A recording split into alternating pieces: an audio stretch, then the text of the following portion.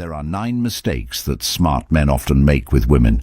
Not average men, not clueless men, smart men.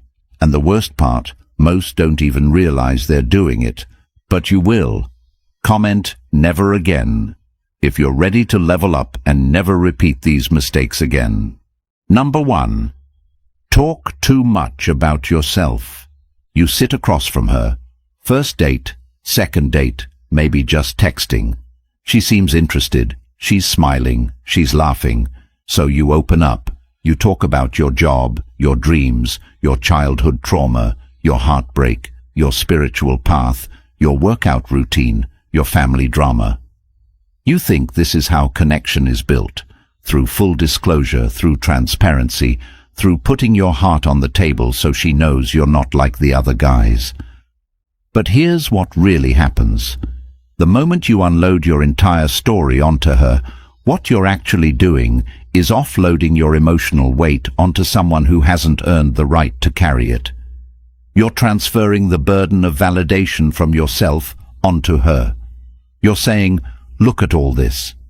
Please like me despite it, and you don't even know you're doing it. That's the problem. You're not building trust. You're begging for it. You think you're showing depth, but she feels overwhelmed. She doesn't tell you that, though. She just nods and disappears, slowly. She ghosts, or pulls back, or keeps it surface level, and you're left wondering what went wrong. This is what happens when a man lacks emotional discipline. It's not stoic to say everything that passes through your heart. It's not strength to reveal every corner of your pain. That's an emotional spill, not emotional control. You think being an open book makes you different, but it actually makes you just another man who doesn't know how to hold his frame. Every time you share too early, too deep, too often, you chip away at your mystery, and mystery is value. Mystery is gravity. And once you lose that gravity, she floats away, no matter how interesting you think you are. You ever notice how she was obsessed with the guy who barely said much, who was unpredictable, who made her work to understand him? That wasn't an accident. That was nature. That was wiring.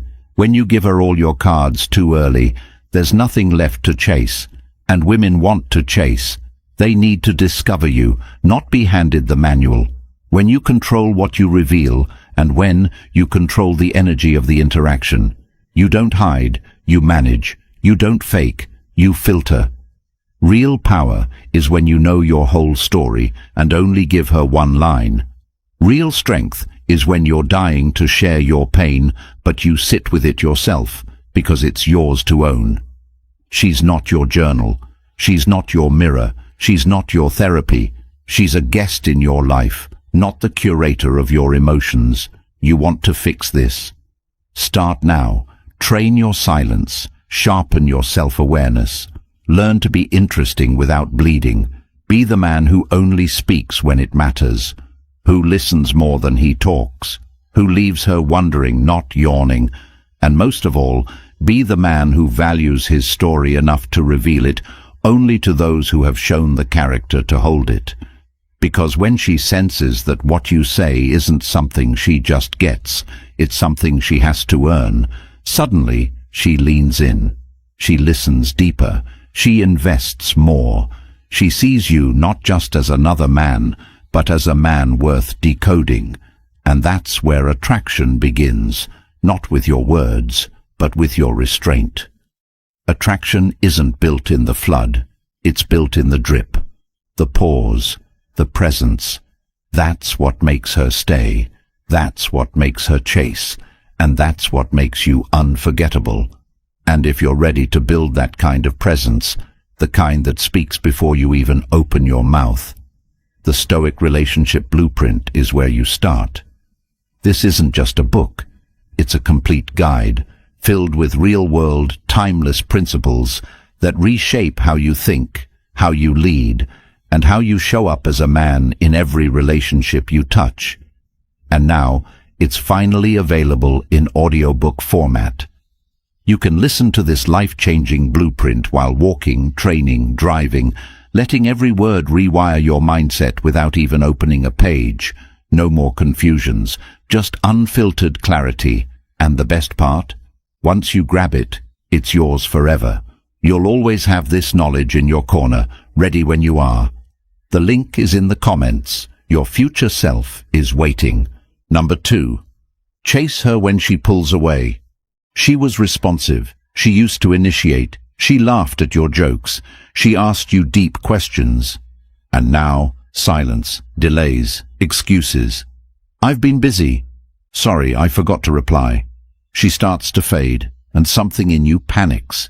You feel her slipping through your fingers and you tighten your grip. You double text. You send a long message to clarify your real intentions. You overthink. You stalk her online. You wonder who else she's talking to.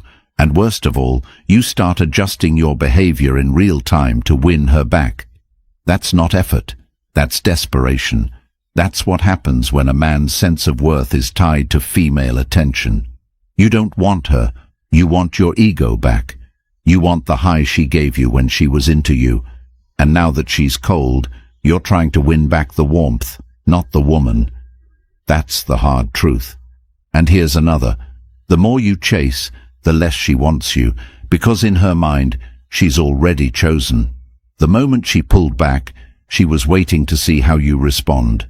Not react, respond. Women pull away not just because they lose interest, but because they test your frame. They want to know, will you chase or will you lead? Will you try harder or will you walk away?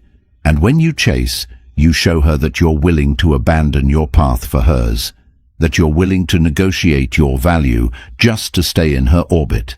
That's not leadership. That's weakness. She wants to feel your gravity, not your need. She wants to know that if she disappears, your world doesn't collapse. It gets quieter, more focused, more intentional.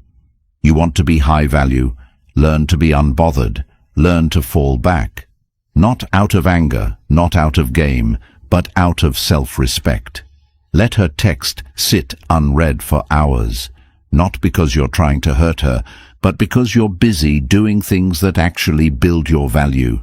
You're building a business, you're lifting heavy, you're reading, meditating, leading, working, you're living. And the moment she senses that her presence is welcome but not needed, that's when her interest returns. Maybe not always, but often. Because now you're not just a man chasing, you're a man choosing. And women crave being chosen by a man who doesn't need to. So how do you fix this? You build detachment, not numbness, awareness.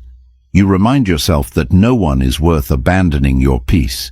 You train yourself to enjoy silence. You build a life that's so rich that when a woman enters it, she feels like she's been invited into something sacred, not rescued from something broken. You set rules. You decide how many unanswered messages warrant your withdrawal. You don't debate. You don't plead. You don't perform. You disappear with grace. You move with poise. Because when you chase, you say, I need you. But when you walk, you say, I'm already whole. You want to flip the power dynamic?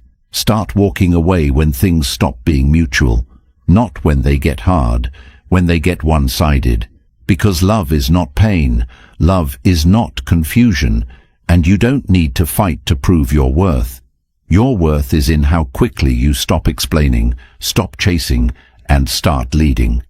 This is the shift that separates men who repeat cycles from men who build empires. The moment you stop chasing, you begin attracting, not just women, but peace, power, purpose. Because now, you're not looking for completion, you're operating from it. And from that place, everything changes. She changes, life changes, and most of all, you change. Number 3. Try to fix her problems. She's upset. Something's off. She's distant. She starts venting about her job, her ex, her anxiety, her family, her mood swings, her fears, her indecision. And what do? You try to fix it. You give her advice. You analyze her situation. You tell her what she needs to do. You want to show her you care, that you're different, that you're supportive. But deep down, you're not doing it for her. You're doing it to feel needed, to be the solution, to be the man who made her better. You're trying to be her emotional mechanic, but she doesn't want to be fixed. She wants to feel. And when you try to fix her, you fail the most important test a woman ever gives a man, the test of emotional self-control. Because what you don't see is that every time you take responsibility for her chaos, you prove to her that you're willing to abandon your center to stabilize hers. That's not power, that's emotional submission. You step into her drama thinking it's intimacy, but it's entanglement. You feel noble, but you're only making her more dependent, and you weaker. The more you fix, the less she respects you, because now she sees you not as the man who leads, but the man who absorbs. And when a man loses his emotional independence, he becomes easy to manipulate. She knows she can cry, vent, sulk, and you'll drop everything to comfort her. That's not love. That's emotional servitude. You think you're being supportive, but you're just avoiding your own discomfort. You don't know how to sit with her pain without making it your mission, and because of that, you become her crutch. You think helping is leadership. It's not. Leadership is holding space, not solving every issue. It's standing firm while she storms. It's staying quiet when she wants you to react. It's saying, I'm here, but I won't carry you. And the only way to do that is to train your stillness. You let her process what she needs to without you becoming her emotional dumping ground. If she wants to rant for an hour, you give her presence, not panic. You don't jump in, you don't analyze, you let her own her chaos. You listen with calm, and if it becomes a pattern, you step back, not to punish, but to protect your peace, because your peace isn't negotiable. You are not responsible for the wounds you didn't cause. And if a woman continues to bring emotional instability into your life and expects you to carry it, then she's not looking for a man, she's looking for a parent. And if you step into that role, don't be surprised when she stops being attracted to you. Attraction requires polarity. It requires that you stay rooted while she wavers. It requires that you hold your line, that you say no, that you leave when needed, that you preserve your space like it's sacred. Because it is. You want to fix something. Fix your urge to be her savior. Fix your compulsion to rescue. Fix your habit of overgiving. And start focusing on being solid, consistent, self-led. You're not her healer. You're not her repairman. You're not her solution. You're a man. That means you don't fix people. You inspire them to rise on their own. By leading yourself, by living with clarity, by staying in control of your emotional energy. You want to be respected? Then stop trying to save her from herself and start protecting yourself from situations that drain your soul. Number 4. Explain yourself all the time. She asks where you were, and you give her a breakdown of your entire day.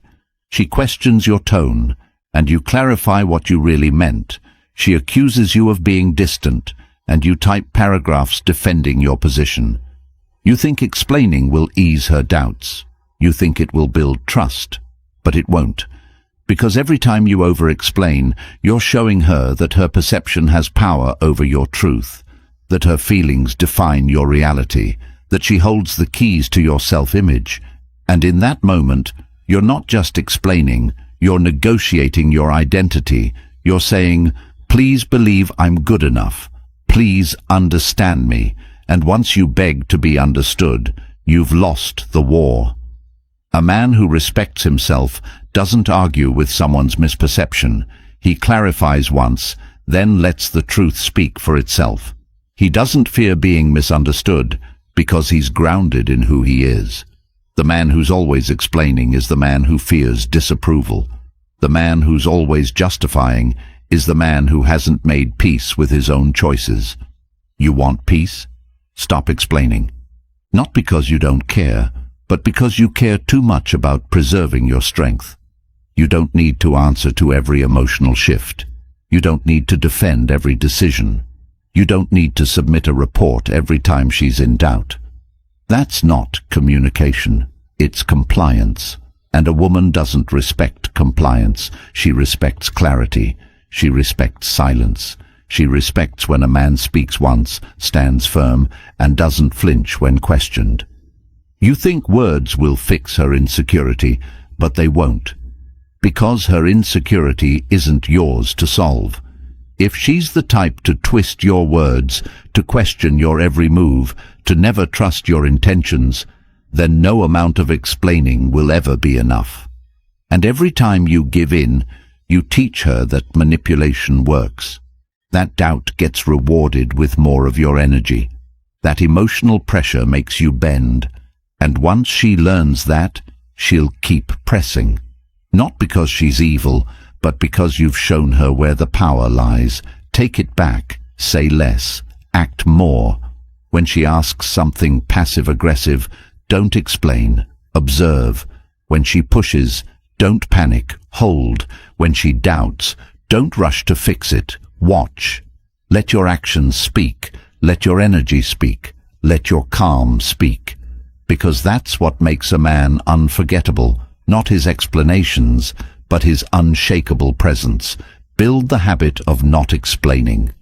Practice being misunderstood. Learn to be silent when they expect a reaction. And you'll find something extraordinary happens. People start respecting you more. Women trust you more. And you start trusting yourself. Because now you're no longer reacting. You're leading.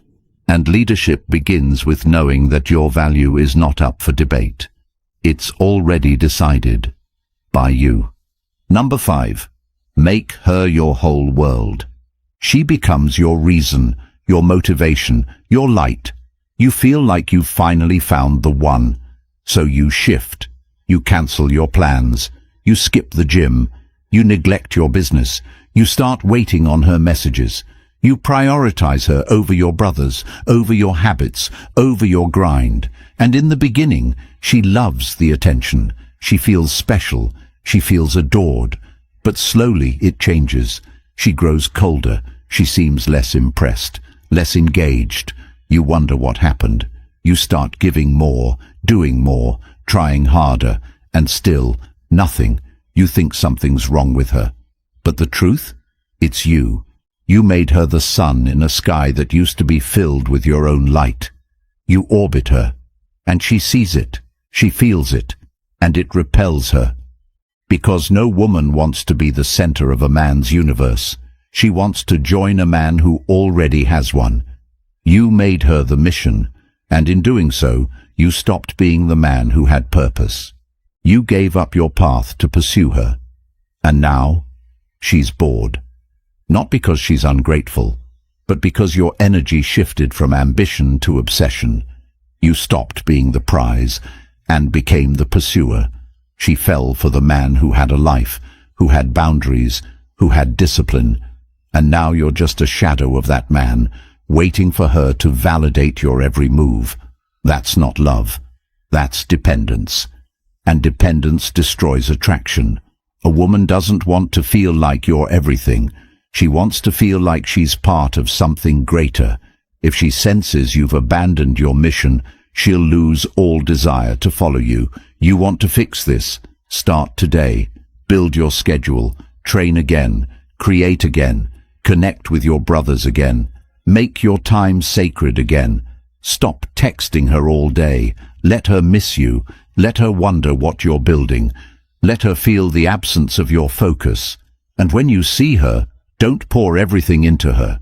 Bring her into your world, but keep your world intact. Share your mission, but stay married to it. Show her your heart, but never lose your spine, because she doesn't want to lead. She wants to be led, and leadership means you don't collapse into her presence. You stay grounded, you stay sharp, you stay busy, not for show, but because your life is bigger than her. And if she's worthy, she'll rise to meet it. If she's not, she'll fade. Either way, you keep building. Either way, you keep going. Because your life isn't measured by how much you gave her. It's measured by how much you built with or without her. And once you live like that, you'll never beg again. You'll never shrink again. You'll never lose yourself again. Because now, you're not chasing love. You're attracting it from overflow, from strength, from direction, from power. Be that man, and everything changes. Number 6. Compete with other men. You walk into the room and she's laughing with another man. You see her light up in ways she used to with you. Your chest tightens, your thoughts spiral, and without realizing it, your behavior changes. You speak louder, trying to be noticed. You joke more aggressively, trying to outshine. You step out of your frame and into a performance, chasing the illusion that you need to be better than him to win her back. But this isn't just about her attention. It's about your internal battle with self-worth. When you compete with other men for her attention, you admit to yourself that your value is negotiable, that it depends on how many laughs you get, how much charm you display, how well you perform. You strip yourself of your natural gravity and step into the clown suit, thinking that the loudest man wins. But women don't fall for noise, they fall for power, stillness, presence. She doesn't crave the one who tries the hardest. She's drawn to the one who doesn't try at all because he knows he doesn't have to. You want her to notice you. Then stop performing. Stop adjusting. Stop caring what the other man is doing. Be so locked into your own energy, your own lane, your own life, that she can't help but feel your pull.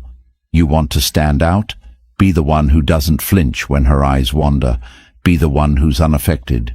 Because the moment you try to beat another man at being desirable, you've already lost. Not to him, to yourself. Real strength is internal. It's silent. It's felt. The man who doesn't try to reclaim her focus is the man who owns himself so deeply that she's forced to question why he's not chasing. She's forced to wonder what he knows that she doesn't. That's the man who wins.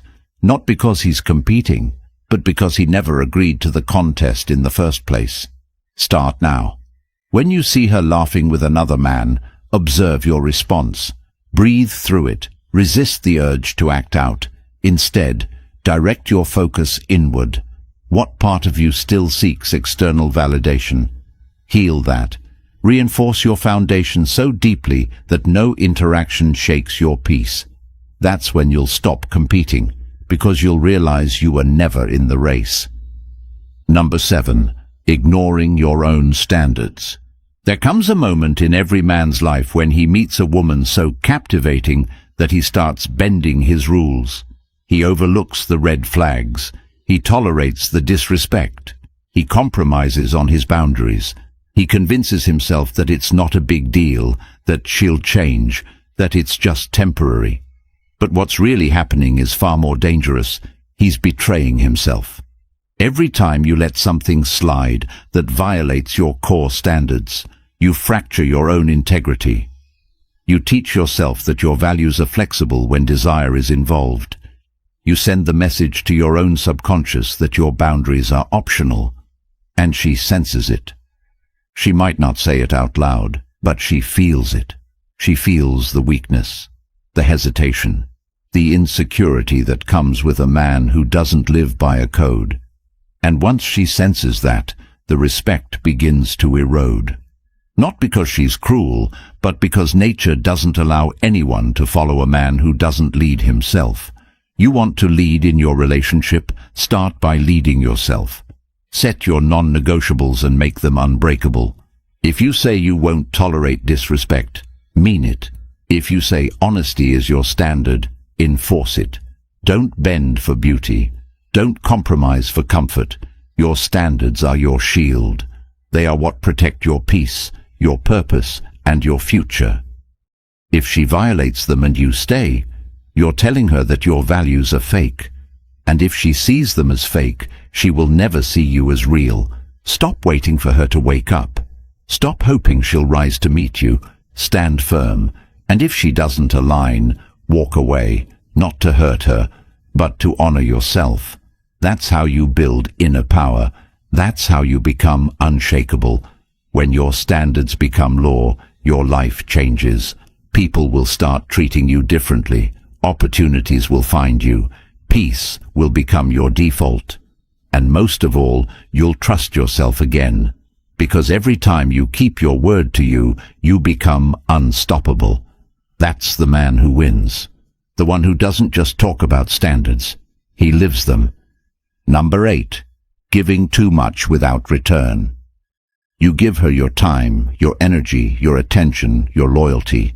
You plan dates. You send texts. You compliment her. You support her dreams. You invest deeply.